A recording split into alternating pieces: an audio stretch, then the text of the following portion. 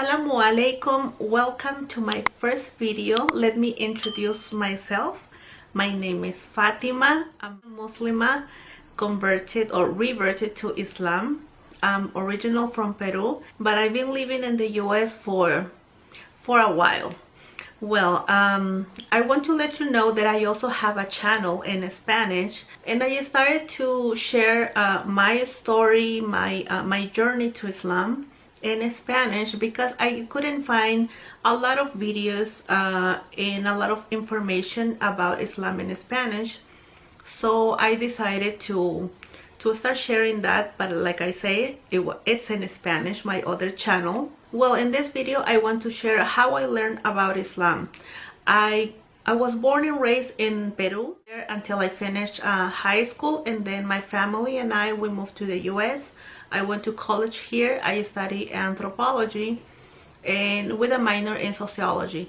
So in these classes, usually we focus a lot on culture and also social issues in different countries, different cultures. And when learning about different cultures, you also learn about all the things that make part of culture, and one of them is religion. So we study a little bit of different religions, one of them being Islam.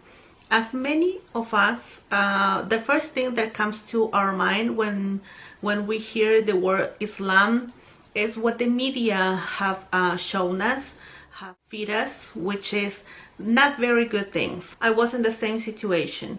So the first thing that came to my mind was everything negative, everything from 9/11 to all the bad stuff that these people from the Middle East do. That was my first reaction, my first thought. In one of my sociology classes, I believe it was called Women Around the World or Women in a Global Context. And specifically, one of the topics was women in Afghanistan. So automatically my mind was, poor women. These women have no freedom. These women are oppressed by their religion. And as the teacher started talking and developing the topic, we learned that yes, this woman, because we're talking about the woman oppressed under the power of the Taliban, which is not Islam, which does not represent Islam, but that's the information that many people who are not on that side of the world doesn't know. We don't know. So we just believe everything the media say, most of it. And it is true, women under the Taliban are oppressed, but like I say, they do not represent Islam. And as the teacher was saying this, I was confused because that was actually contradicting what I have learned. So I decided to start doing some research on my own, trying to see if the teacher was wrong. Gladly, alhamdulillah, she was not wrong. I was, just like many of us are, due to ignorance, due to stereotypes, due to the bad information on the media. And I really enjoyed that class because it opened my mind to start thinking from the perspective of other people. So, which is basically what anthropology does. Is they teach you not to be ethnocentric. They teach you to practice cultural relativism. So I really enjoyed this class, and like I say, I tried to research more information on my own. When we were done with that class, I tried to take more classes that were focusing on this topic. Also, I tried to be friends with people from the Middle East, since in the college I went, there were a lot of people from Saudi Arabia, from Libya, and from other parts of the Middle East. They were very kind and very open to answer all these questions. After some time, I live in Oregon, so I went to school here in Oregon.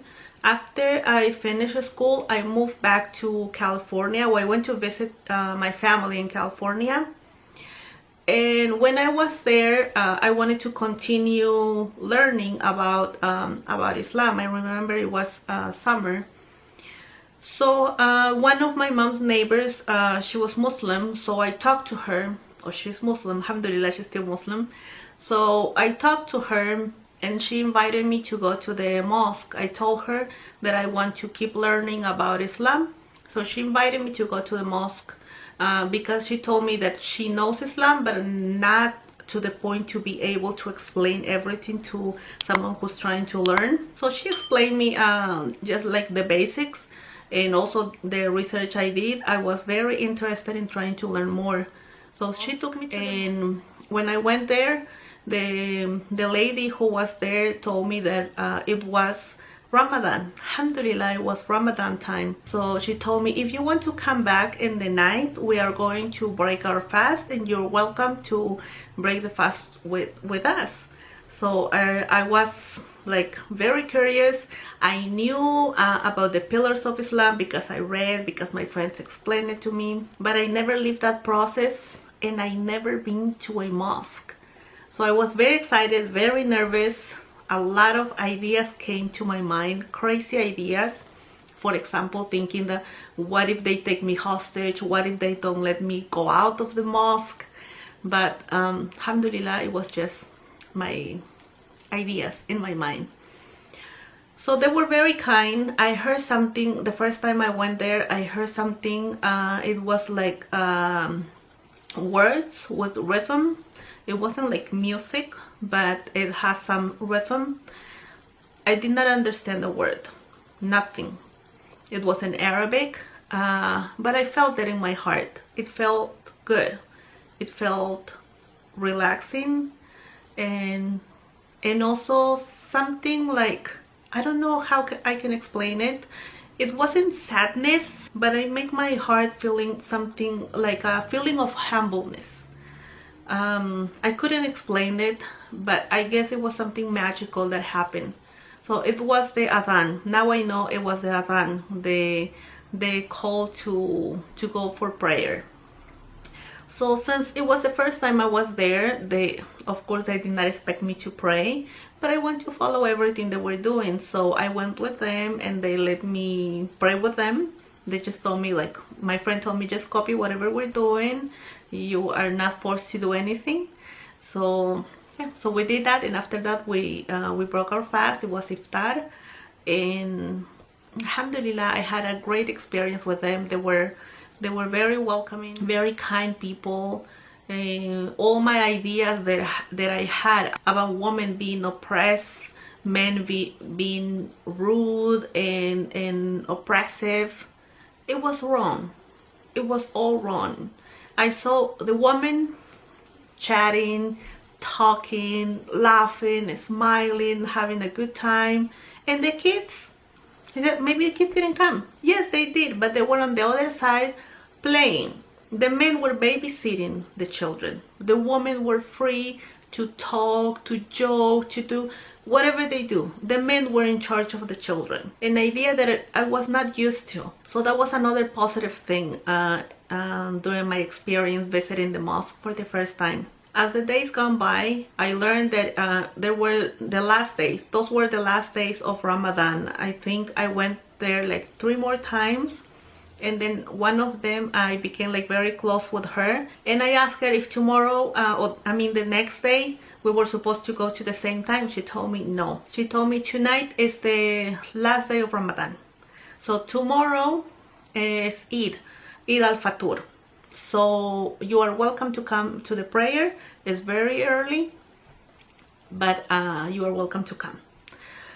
All these days that I went, plus what I was reading and researching, doing the research on my own, talking to friends, made me realize that it complements perfectly with the beliefs I had. I was born and raised in a Christian family. I was raised in a very traditional and religious family, and alhamdulillah for that, because it led me to understand that we were supposed to worship only Allah, only God, only the one God that created everything, not any of the prophet. That's one thing that I never understood, or I never completely understood, because even Jesus, I know in Christianity, Jesus is seen as God or the Son of God.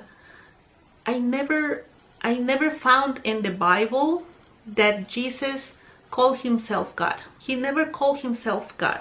He prayed to God. He told people to believe in his word, which was the message of God, the message of Allah.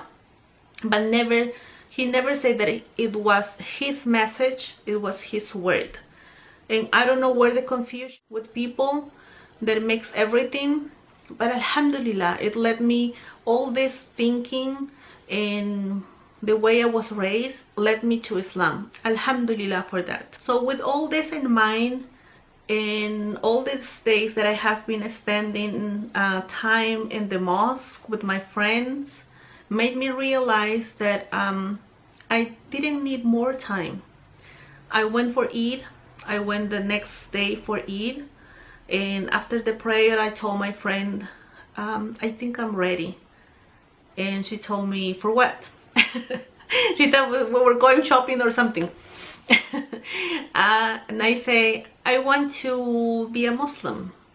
I really enjoy being here. I told her it makes perfect sense, everything. Praying to only one God, the same way Jesus was praying to God, the same way Moses was praying to God. So it just made perfect sense to me. So she told me, so you want to take your Shahada? Then I remember that was, oh yeah, that was one of the pillars of Islam. When you convert to Islam, when you accept there's only one God, and the Prophet Muhammad is the last messenger and is the Prophet. So I said, yes, I do. I was very happy. I was very nervous. So my friend talked to the sheikh. They give me, we were separated by a door. There was a wall and then there was a door. So they gave me the microphone through the door and they made me repeat the words of the Shahada. And I took my Shahada that day. I was very happy. I was very excited, very nervous, a lot of emotions. I was crying. A lot of people were crying. Because it was Eid, everyone was happy. And then I took my Shahada that day, alhamdulillah. There were other factors too that made me realize the beauty of Islam. The way they treat women and everything that I do want to explain to you in another video. I want to share that with you. My story, my journey, that part of the journey that includes women's rights in Islam and how it is embraced and how it is promoted. So for now, that's what I want to share with you. How I came to Islam, how I learned about it, and the day I took my Shahada, alhamdulillah, it's been almost 6 years. Yeah, 6 years, yes, alhamdulillah, 6 years. And it was the best decision I have ever taken, and I don't regret it at all. And it helps me to motivate me to keep learning about ways on how to be submissive to God, to our Creator, how to love Him better, how to be the better version of ourselves. Alhamdulillah for that. And since that moment, I've been trying to learn more about Islam. All the books and all the resources, at first it was in English. I didn't know much about Islam in other languages, so I started to learn everything in English. All the books, all the years I was given, it was in English. Then I found out there were groups on Facebook about Islam in Spanish. Alhamdulillah for that. So like I say at the beginning of the video, there were not much resources about Islam in Spanish, so I decided to open a channel to talk about my experience and my journey to Islam, but everything in Spanish on my other channel. But also I have a lot of friends here, including my friends that they were from the beginning with me, teaching me, guiding me in this process. They're all English speakers, so they do want to support me on my other channel. They do want to watch my videos, but they just don't understand.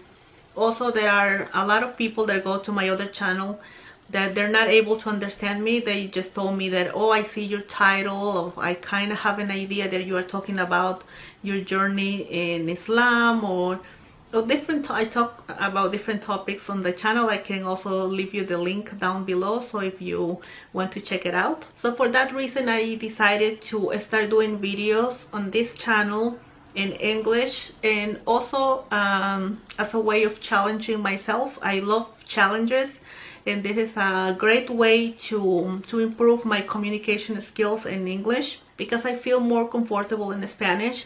my experience with all my friends and with all of you, and also try to motivate other people that if you are going through this same process, to motivate you so you can share your story as well, inshallah. Thank you for your time. Don't forget to subscribe. Also like and share the video if you think it will be helpful for someone else who's trying to learn about Islam, going through this same process, or have wrong ideas about Islam, like I say, like many of us at the beginning. Inshallah, this video will help you, and also I will try to keep uploading more videos about different topics in Islam, what I have learned so far, and how I keep learning about Islam, not only about one branch of Islam, but also different schools of thought. I know there are more resources in English about Islam because most of the translations from Arabic is made first in English and then to other languages. So I believe I will benefit as well, since I will be challenging myself to keep reading more so I can keep sharing more with you. That's all for this video. Inshallah, you have a great day. Assalamu alaikum wa rahmatullahi wa barakatuh.